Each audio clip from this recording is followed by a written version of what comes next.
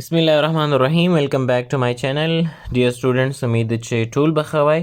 راځو نن په ټایپ 1 ګلیکټوزیمیا باندې بحث کوو چې دا څه ډول یو میټابولیکه ګډوډي ده. د دې ګلیکټوزیمیا کازز علتونه چې دي، کلینیکل فیچر، کلینیکی منظرې څه ډول ده، بیا د هر کلینیکی منظرې د هر ساين سیمټمز بایوکیمیکل بیسز باندې به خبرې کوو چې ولې هایپوګلایسیمیا رامنځته کیږي، ولې کټراکټ وغیره رامنځته کیږي. بیا به د ټایپ 1 ګلیکټوزیمیا ډایګنوسس تشخیص باندې به بحث کوو چې څنګه موږ دغه ناروغي په یو شخص کې معلومولی شو، او لاست کې به بیا منیجمنټ باندې هم خبرې وکړو چې د ټایپ 1 ګلیکټوزیمیا سره موږ څه کولی شو. راځو ټایپ 1 ګلیکټوزیمیا ته. ټایپ 1 ګلیکټوزیمیا it is also called classic galactosemia.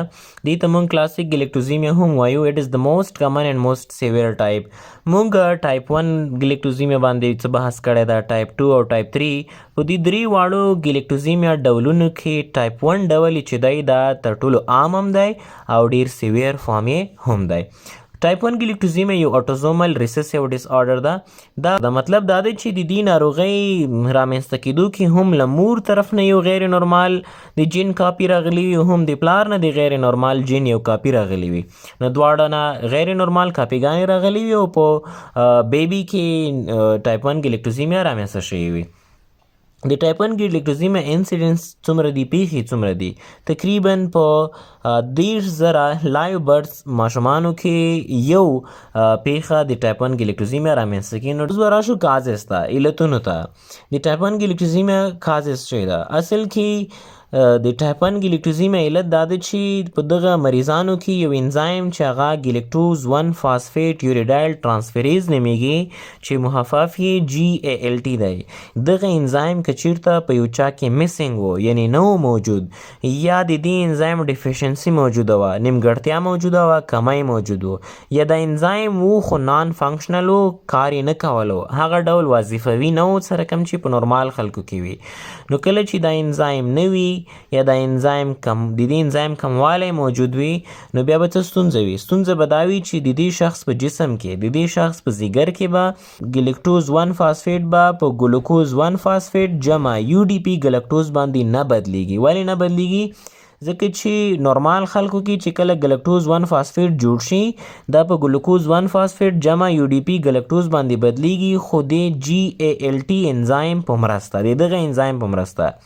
اوس که په یو چا کې دغه انزایم نه و یا کم و، نو ګلکټوز 1 فاسفیټ به په ګلوکوز 1 فاسفیټ جمع UDP ګلکټوز باندې نه بدلیږي. چې بدل نشي، باډي کې به، وجود کې به د ګلوکټوز 1 فاسفیټ ساویه لوړه شي، ګلکټوز ساویه به لوړه شي او ګلیکټوزیمیا به رامنځته شي.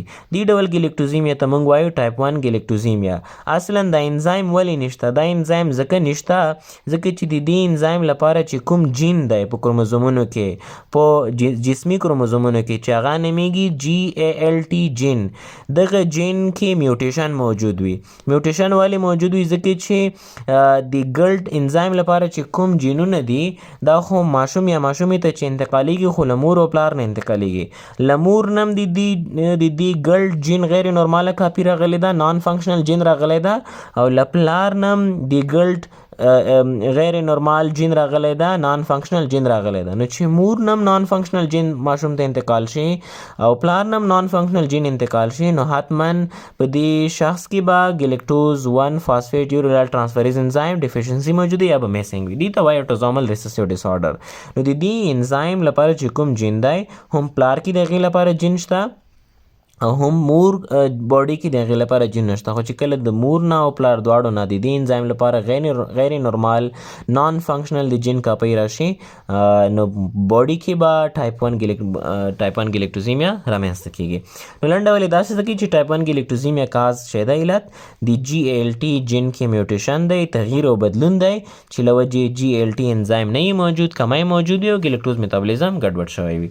اوس چې کله ګلیکټوز 1 فاسفیټ په ګلوکوز 1 فاسفیټ جمع UDP ګلکټوز باندې بدل نشي نو ستونزه به شي وي.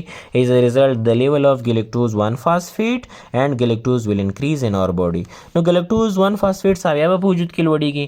دا چې لوړه شي دې سره به ګلکټوز ساویا هم لوړیږي ځکه د ګلکټوز میټابولیزم خو په دې ترتیب سره کیږي.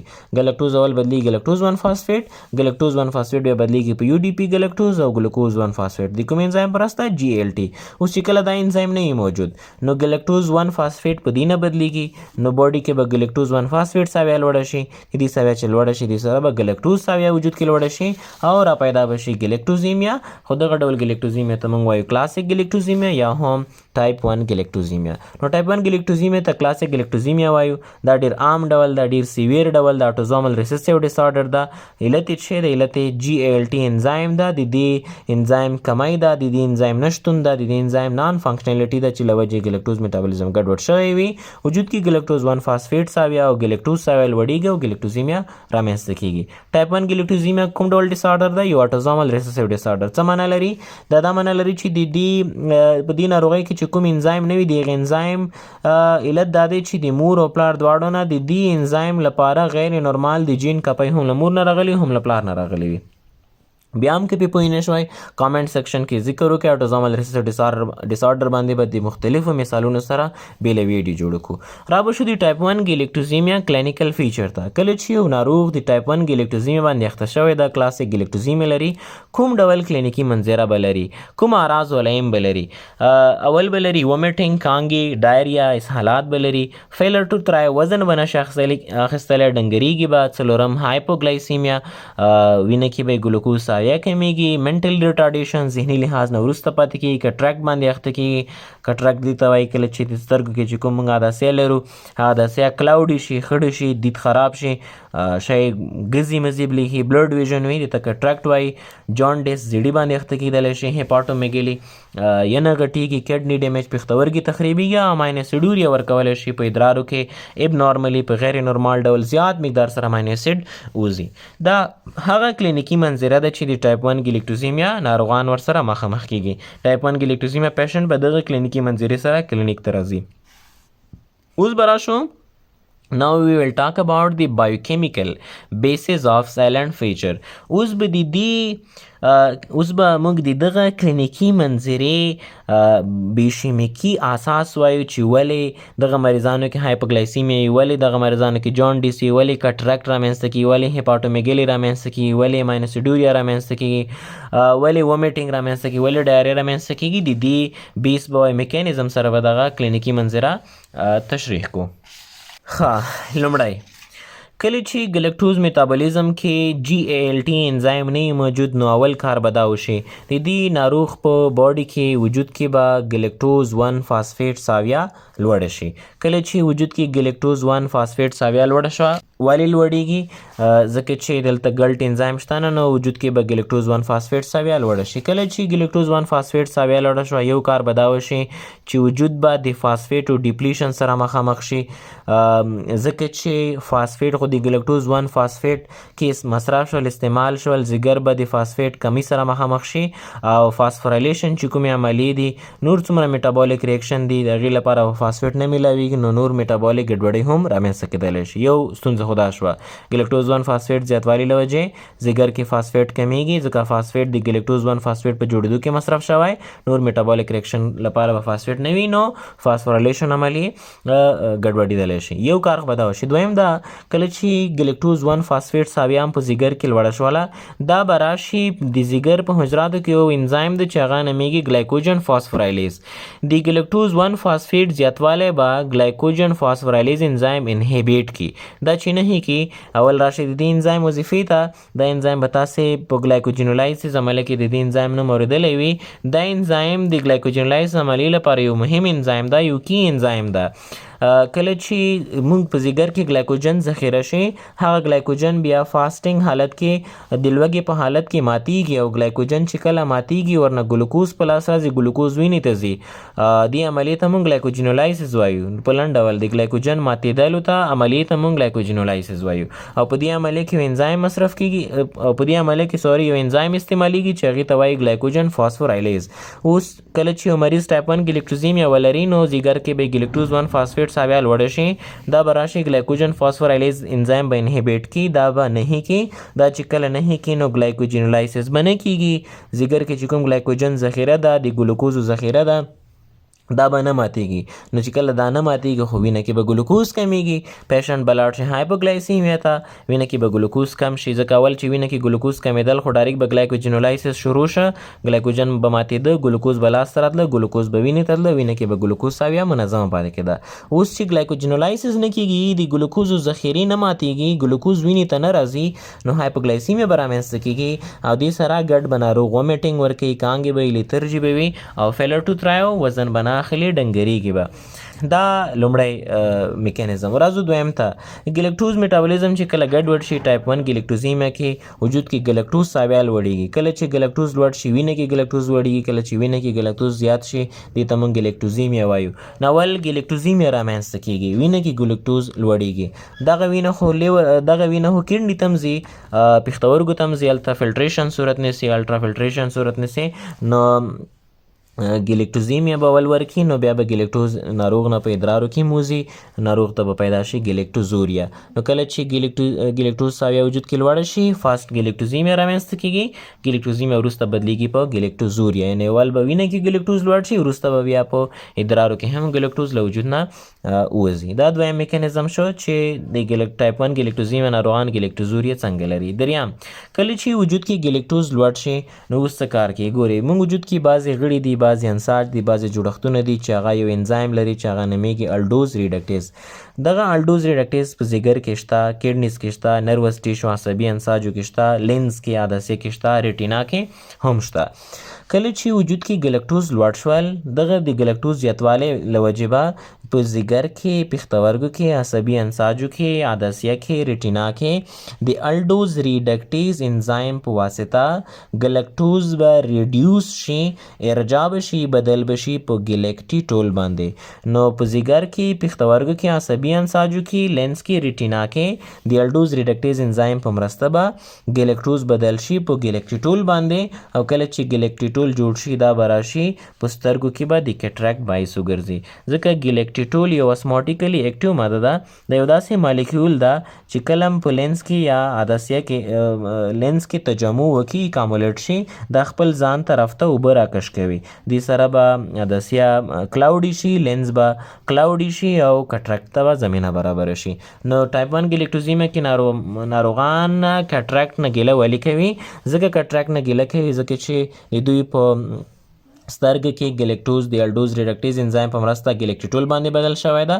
او دغه ګلیکټیټول په لینز کې تجمع کړې ده او د اسماسیس عملیې په ذریعه باندې خپل ځان په طرف باندې اوبه راکش کوي او له وجې عدسیه خړیږي او کټرک ته زمینه برابریږي دا دریم میکانیزم را به شو څلورم میکانیزم ته د ټایپ 1 ګلیکټوزیمیا ناروغانو په وجود کې ګلیکټوز 1 فاسفیټ او ګلیکټیټول دا دواړه جوړ یو ګلیکټوز 1 فاسفیټ ساویه په وجود کې لوړه شو ځکه مصرف کیږي نه بل دا چې د الډوز ریډکټیز انزایم په مرسته ګلیکټوز بدل شي په ګلیکټیټول باندې او دا ګلیکټیټول یوازې سترګو کې نه بلکې ځیګر کې هم جوړیږي کډني کې هم جوړیږي نروس ټیشو کې هم جوړیږي نو کله چې ګلیکټوز 1 فاسفیټ زیات شي او ګلیکټیټول دواړه راجمع شي په ځیګر کې هم جمع کیږي پښتورګو کې هم جمع کیږي نروس ټیشو کې هم نو دا به لیور کډنیز نروس ټیشو د ټولو غړو او انساجو ډیس فانکشنالټي به رامنځته کي دا د لیور د تخریب باعث هم ګرځي د پښتورګو د تخریب باعث ګرځي همداسې د عصبي انساجو د تخریب باعث هم ګرځي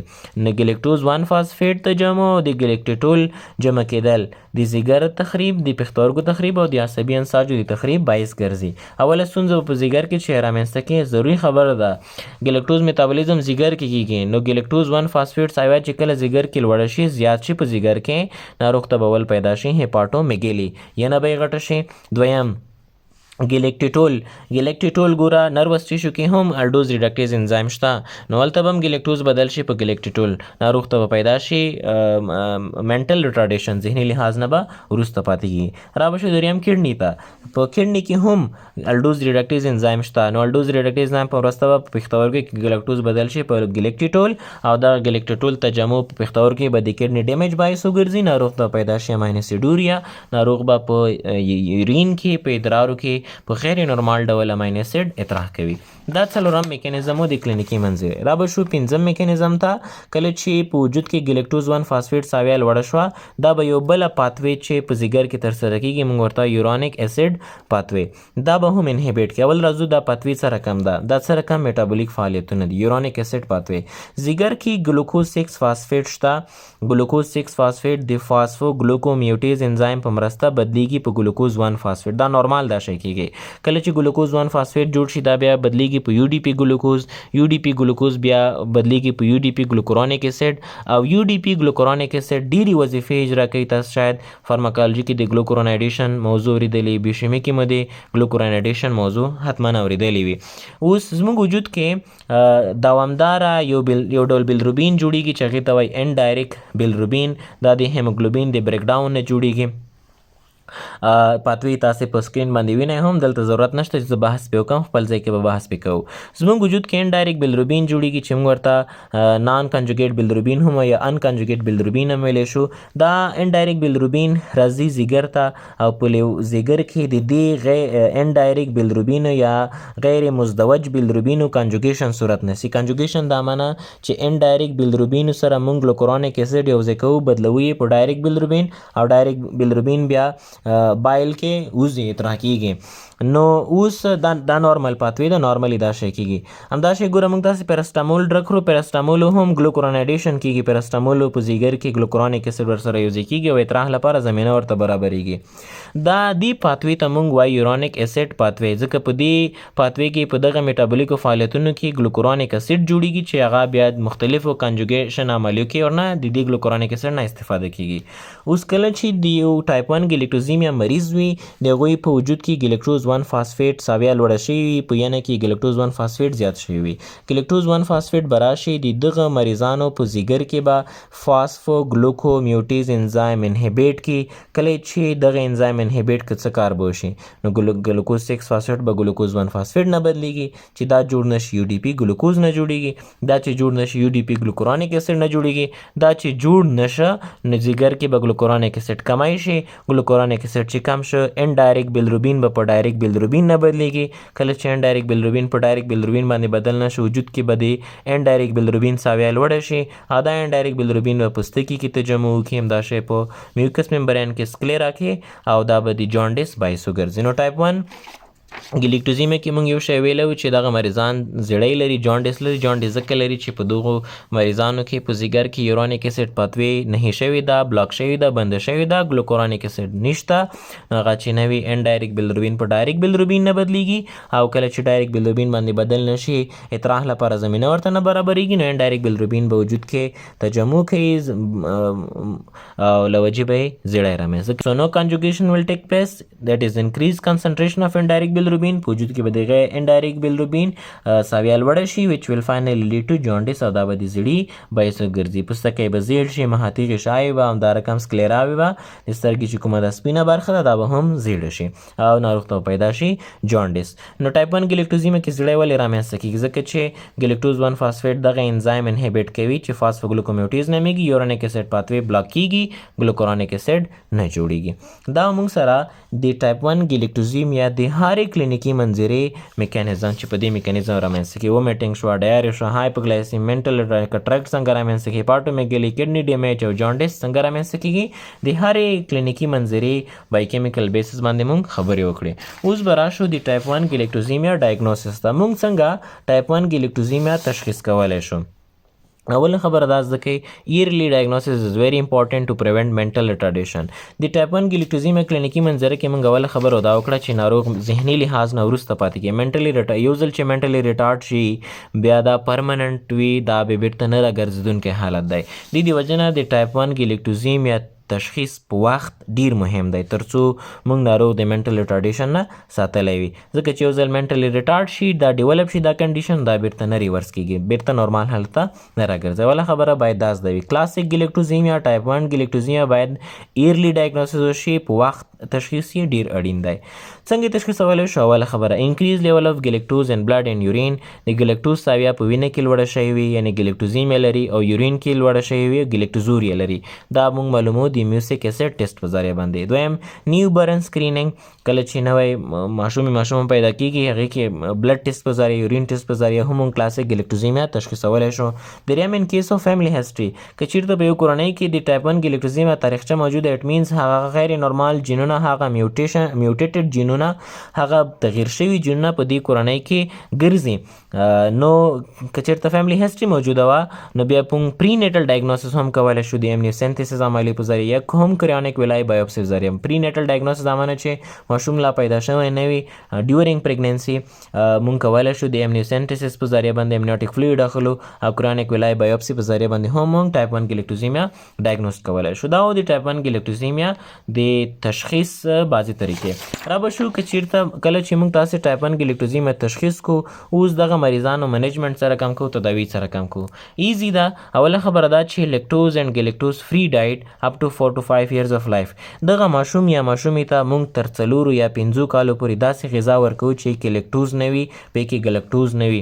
داسې غذا به ورکوئ څومره وخته پورې 4 یا 5 کالو پورې. ځکه که ته لیکټوز ورکړې په وجود کې ګلیکټوز جوړېږي ورنه که ګلیکټوز دې مستقیما ورکړل بیا هم د ګلیکټوز میټابولیزم ته ګډوډ ده نو ګلیکټوزیمیا تشدیدېږي سیویر کېږي. نو تر 5 کالو پورې موږ دغه ناروغ ته لیکټوز او ګلیکټوز نه ورکو. ولې نه ورکو؟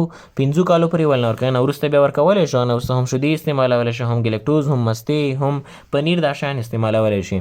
تر 5 کالو پورې ولې په دې ناروغانو باندې موږ لیکټوز او ګلیکټوز بندوو؟ because after 4 to 5 years of life ځکه چې 4 یا 5 کاله وروسته کله چې دا ماشوم یا ماشومه تر 5 کالو پورې ورسیږي د هغې نه وروسته د دوی په ځیګر کې یو انزایم فعاله کیږي چې هغې ته وایي ګلیکټوز 1 فاسفیټ پایروفاسفورایلیز. دا فعاله کیږي. دا انزایم موږ تاسو کې هم شته. د دې انزایم فعالېدل تقریبا 4 کاله یا 5 کاله وروسته کیږي. کله چې موږ تاسو 4 کلن شو یا 5 کلن شو یا دې نه ور واوړو بیا هم په ځیګر کې دا انزایم فعال شي. د دې انزایم وظیفه څه شی ده؟ د دې انزایم وظیفه دا ده چې ګلیکټوز 1 فاسفیټ بدل کړي په یو ډي پي ګلیکټوز. یو ډي پي ګلیکټوز بیا وروسته مخته مصرف کېدلی شي یو ډي پي ګلوکوز باندې هم. نو هلته ګوره ګلیکټوز میټابولیزم کې موږ سره اصلا ګلیکټوز 1 فاسفیټ زیات شوي وو دا نه مصرف کېدل. ولې نه مصرف کېدل تر 4-5 کالو پورې؟ ځکه چې دغه انزایم کې نیمګړتیا دا انزایم ونه نو دا ګلیکټوز 1 فاسفیټ ساویه لوړه شوې وه ګلیکټوزیمیا رامنځته شوې وه. او کله چې دا ماشوم یا ماشومه 5 کالو ته ورسیږي 5 کالو ته رسېدل نه وروسته به دا انزایم فعال شي او ګلیکټوز 1 فاسفیټ به اوس نه جمع کېږي. ولې؟ دا به اوس بدلېږي په یو ډي پي ګلیکټوز باندې د ګلیکټوز 1 فاسفیټ پایروفاسفورایلیز انزایم په مرسته او ګلیکټوزیمیا به خپله ښه کېږي. سو دیر از نو نیډ آف ګلټ انزایم. نو کله چې دا انزایم فعال شي نو بیا GALT انزایم ته ضرورت نه وي ځکه اول خو تر 5 کالو پورې دی انزایم په مرسته باندې ګلیکټوز 1 فاسفیټ بدلیدو په یو ډي پي ګلیکټوز او ګلوکوز 1 فاسفیټ. اوس چې ګلیکټوز 1 فاسفیټ پایروفاسفورایلیز فعال شه نو ګلټ انزایم ته اړتیا نشته. دویمه خبره دا چې ټایپ 1 ګلیکټوزیمیا ناروغانو ته موږ کیلشیم سپلیمنټس ورکوو کیلسیم ورکوو وایټامین ډي او پلس وایټامین کې دا موږ دې ناروغانو ته ورکوو. دا موږ سره ټایپ 1 ګلیکټوزیمیا.